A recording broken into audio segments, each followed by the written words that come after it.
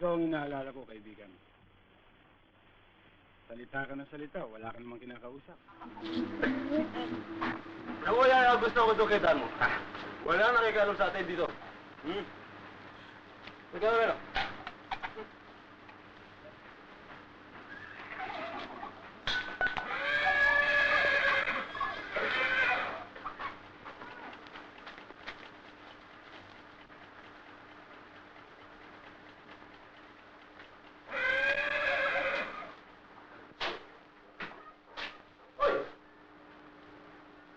Ginagawa niyo dito? Oh, ba't malinom yan? Bakit? Hindi ba ako nakikilala?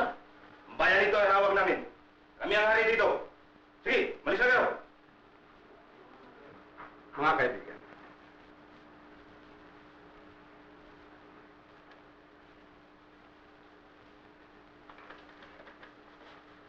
Mga lasing kayo.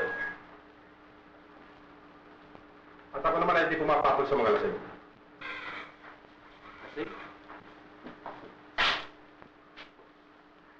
Sino lasing? Kaya kitang patamaan kahit sa ilong o sa tenga.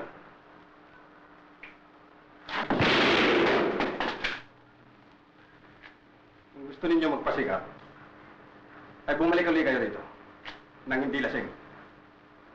Sige na. Malis na kayo.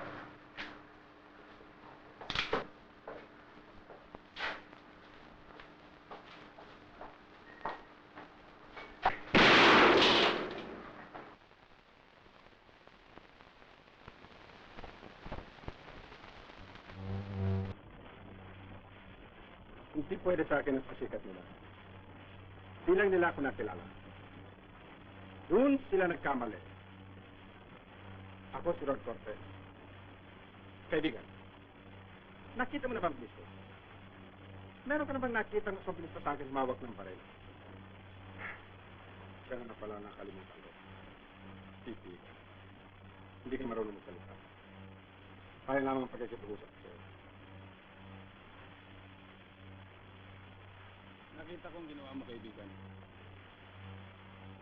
Mabilis ka nga. Subalit, ang lahat ng palayok ay magkasukat na tuntong. Aba, ang kaibigan ko palang Titi, makata. Ako'y maingat sa lahat ng bagay. Sinisikap kong maging maginhawa ang aking katawan. Bakit ako magpapakahirap kung may magagawang paraan?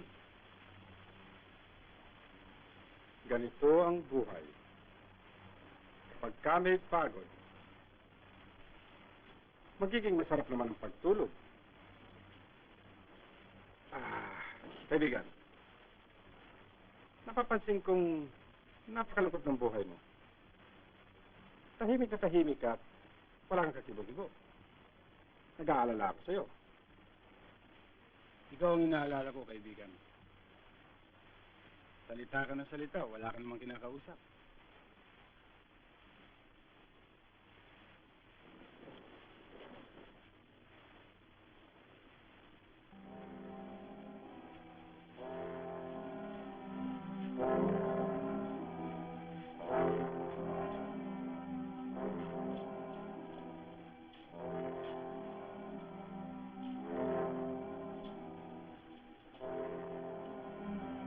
Tugas ka.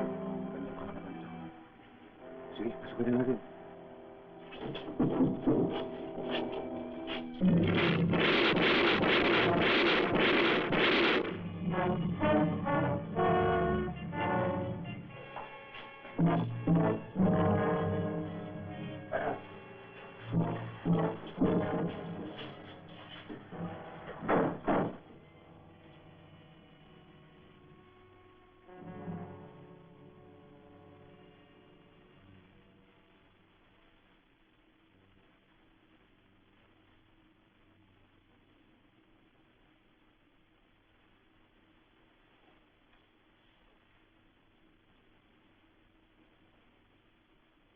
Kaibigan, ang tao kapag natulog ng mahimbing, kuminsan na hindi na nagigising.